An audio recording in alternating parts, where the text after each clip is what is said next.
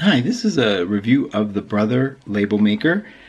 This is, let's see what model this one is, PTD400. Now, at first I thought this was going to be daunting because I've had some label makers before and the learning curve is just a little too much. It's weird, but I actually was really impressed with how easy this was. Now, it does take batteries.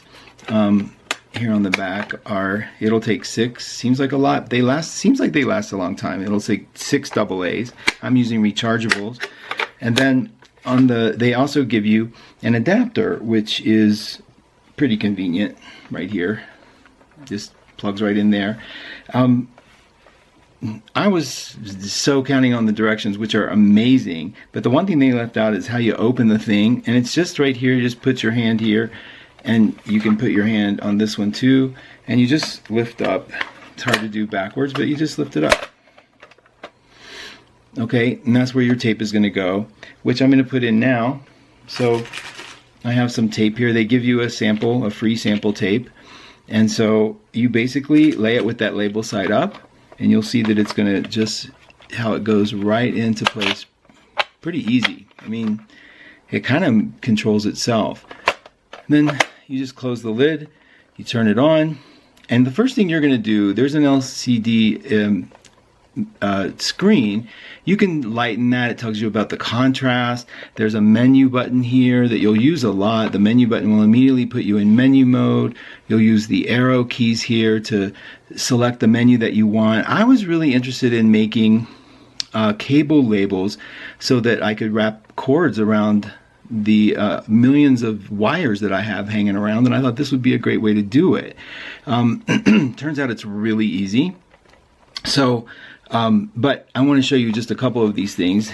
There's instant buttons where you can, once you press these, now see, I'm going to hit escape here. There's an escape button there. It's everything you need is like right at your touch.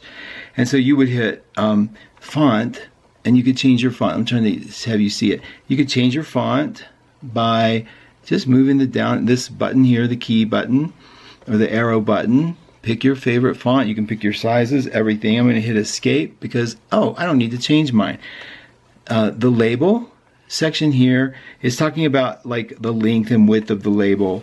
I shrunk my label width so there wasn't as much white space on either end, but you're going to get some white space. I found that there might still be a place for me to figure that one out, but I haven't figured out a way that's going to really eliminate the amount of white space at the end, but I did read there was a way. Okay, so I'm hitting escape, and I'm going to go back to not labels, to frame. Now here you have a ton of really cool example frames. They show them to you in your little book, but like I'll hit OK here because I'm not seeing well, but look, they'll just go through frames that you can use. And you can keep them, you can save them. They have a million, they have some pre-made ones too. So symbols, there's a ton of symbols. You just press the symbol button and you go down just like you would with the arrow key. And then there's the sample labels, which are awesome. Some of them were like I could just hit print. And I got some good ideas for them too. So that's that part. Now let me show you what I did to make a label. I just wanted to make what are they called? Like a wraparound identifying label for my wires that are hanging out, right? So everywhere. And I was like, what is that one? Because it's just a sea of wires. And so here I typed in mini USB. Okay, let's say that right now if I hit print, I'm just going to get a straight printout. But if I hit shift print, I get an option to make it a cable label. So watch this. Shift and then print, and you'll see at the top cable is highlighted. And there's also the chance of doing what is that, numbers or mirror printing. So see, it shows you a picture of a cable. That's exactly what I want. And then I'm saying OK. And then it says print, yes. And I'm going to hit OK again. Which side? There it is. Okay, now it's there, right? It says, let's see, what did I put? Mini USB? Yeah, I think it is a mini USB port. Okay, so then here's the scissors. You just go Bam! So I'm going to peel it. Might as well do it live for you. So I'm going to peel it. Comes off pretty easy. Just it's split down the middle. So that's that. And then this one.